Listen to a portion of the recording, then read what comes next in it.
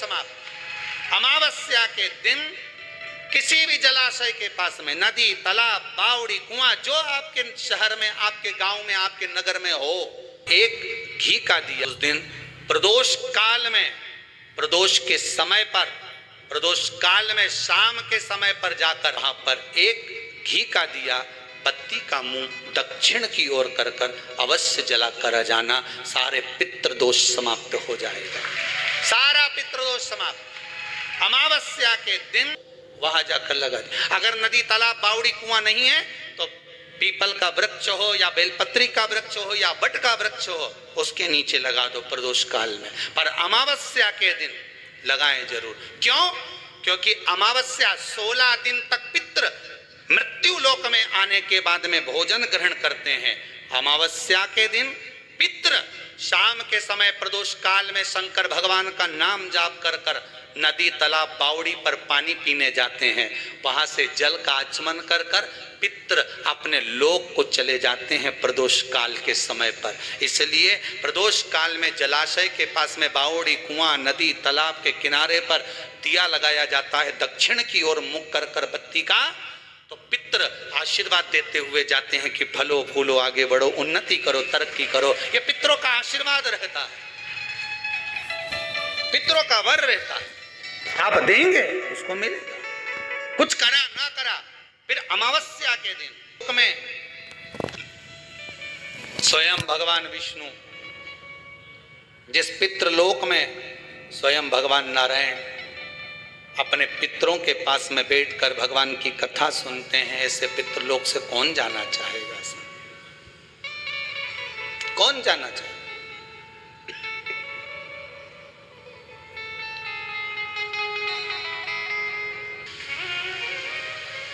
पत्नी पति से अगर किसी चीज की बार बार कामना करती है तो उसका पतिव्रता धर्म नष्ट हो जाता है। भक्त भगवान से बार बार अगर किसी चीज की कामना करता है तो उसका भक्ति का पथ नष्ट हो जाता है। हमें भगवान से ज्यादा नहीं मांगना, आपने जो मांगा बाबा पूरा करे। एक बार हमने मांग लिया, एक बार हमने पशुपति वध कर लिया, थोड़ा दिन रुको, फिर दूसरी बार करो।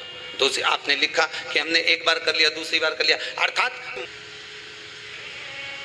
उसके दरवाजे पर पहुंचने के लिए भक्ति की ड्रेस होना जरूरी है, भावों की ड्रेस होना जरूरी है। वालों ने, यूट्यूब वालों ने, फेसबुक वालों ने, टीवी वालों ने, इन्होंने अभी नूतन संवत्सर में, नूतन संवत्सर के पहले बहुत सारे मीडिया पर चलते रहे कि शनि लग गया, शनि लग गया, शनि लग गया। जितने जितने यहाँ कथा में बैठे हो ना, तुम सब मैंने भी मोबाइल में देखा होगा तो देख रहे होगे, वृश्चिक पे लग गया, कुंभ पे लग गया, धैया लग गया, 7.5 लग गया, आधे से ज्यादा तो शनि के डिप्रेशन में पड़ गए।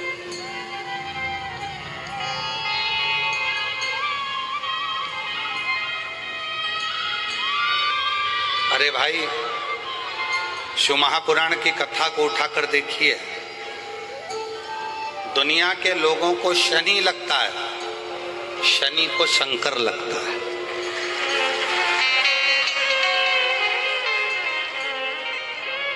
यदि आप भगवान शंकर के मंदिर में जाकर एक लोटा जल चढ़ा रहे हो, आप भगवान शिव के मंदिर में जाकर अर्चना कर रहे हो, आराधना कर रहे हो, निवेदन कर रहे हो, एक बेलपत्र शिव की उठाकर धोकर वापिस शंकर को समर्पित कर रहे हो, शंकर भगवान का पंचाक्षर मंत्र नमः शिवाय जप रहे हो, शंकर भगवान का षडाक्षर मंत्र ओम नमः शिवाय जप रहे हो, या श्री शिवाय नमस्तुभ्यम का जाप कर रहे हो, तो ये निश्चित मानकर रखो कि आपके पीछे शनि नहीं पड़ेगा, आपके पीछे शंकर जरूर पड़ेगा। और शंकर जब हमारे पीछे पड़ेगा, शनिवार के दिन जो पीपल के वृक्ष में सरसों के तेल का दीप लगाता है, उसको शनि कभी परेशान नहीं करता। एक बात हमेशा ध्यान रखिएगा, मान लो कोई भारी रोग ऐसा शनि महाराज के कारण हो गया हो, अच्छे काम करते करते उल्टे हो रहे हैं, होते हैं किसी किसी के साथ में विपरीत परिस्थितियां आ जाती है, अच्छा करने जाओ बुरा हो जाता है, अच्छा कर्म करने जाओ बुरा हो जाता है। तो पीपल के वृक्ष की जो छाल होती है, छाल देखिए, पीपल के वृक्ष में जो छाल लगी होती है, उस छाल को घिसकर चंदन बनाकर भगवान शंकर का स्नान कराकर, अभिषेक कराकर, पूजन कराने के बाद में पिपलेश्वर महादेव का नाम लेकर, कौन से महादेव? पिपलेश्वर महादेव का नाम लेकर वो जो घिसी हुई छाल होती है, उस छाल का तिलक भगवान शंकर को लगा लो और उसी का थोड़ा सा भाग अपने कंठ पर, मस्तक पर लगाना प्रारंभ कर दो। धीरे धीरे जो विपरीत दशा है वो सुधरना प्रारंभ हो जाती है। पर नाम याद रखना, पिपलेश्वर, जम के बोलिए पिपलेश्वर। आपसे फिर निवेदन करेंगे, अगर शिव मंदिर में जाते हो, शंकर जी की आराधना करते हो, जो जल शिव जी को समर्पित करते हो, उसी जल में से थोड़ा सा आधी चम्मच जल अपने पात्र में वापस लेकर आया करो। लाते हो? वापस लाया करो, खाली पात्र वापस नहीं लाना।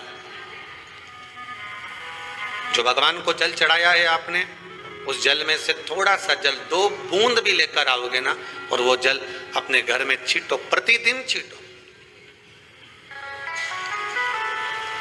उसका क्या फल मिलता है ये आपको 3 महीने में मालूम पड़ जाएगा। 3 महीने में मालूम पड़ जाएगा उसका फल कितना। एक एक नक्षत्र का शिव महापुराण में वर्णन है। यहां तक शास्त्र कहता है कि पीपल के वृक्ष की जब भगवान शिव रचना करे, पीपल के वृक्ष की जब रचना करी गई, तो उस पीपल के वृक्ष में भी कौन सा समय किसका है, ये शिव महापुराण वर्णन करती है। सुबह 4 बजे से लेकर 7:30 बजे तक पीपल के वृक्ष में ब्रह्मा जी का वासा होता है। 7:30 बजे से लेकर 10:30 पौने 11 बजे तक पीपल के वृक्ष में भगवान विष्णु का वासा होता है। 10:30 बजे से लेकर पीपल के वृक्ष में 11:30 बजे तक पितरों का वासा होता है। 11:30 बजे से लेकर 12:30 बजे तक पीपल के वृक्ष में आहूतों का वासा होता है। 12:30 बजे से लेकर शाम को 4 बजे तक पीपल के वृक्ष में वासुकों का वासा होता है। 4 बजे से लेकर शाम को 7:30 बजे तक पीपल के वृक्ष में शंकर का वासा होता है। 7:30 बजे से लेकर 9:30 बजे तक पीपल के वृक्ष में कुबेर का वासा होता है। 9:30 बजे से लेकर फिर कुबेर के वृक्ष में अन्य देवों का वासा चालू हो जाता है। इसलिए हमारा हिंदू धर्म कहता है, हमारे शास्त्र कहते हैं कि पीपल के वृक्ष को जब पूजा जाता है, पीपल के वृक्ष की जब पूजन करी जाती है, तो सुबह 10:30, 11, ज्यादा से ज्यादा 11:30, ज्यादा से ज्यादा 12, उसके पहले पीपल के वृक्ष की पूजन कर लेना चाहिए। क्यों? क्योंकि 11:30 बजे से लेकर 12:30 बजे तक पीपल के वृक्ष में पितरों का वासा रहता है, आहूतों का वासा रहता है, फिर वासुकों का वासा आता है। पितृ किसको कहते हैं? महाराज जो पूरी उम्र लेकर चले गए और उनके भीतर अभिलाषाएं बहुत थी, मैं ये भी करना चाहता हूं, मैं ये भी करना चाहता हूं, वो पितृ हो जाते हैं। आहूत किसको कहते हैं?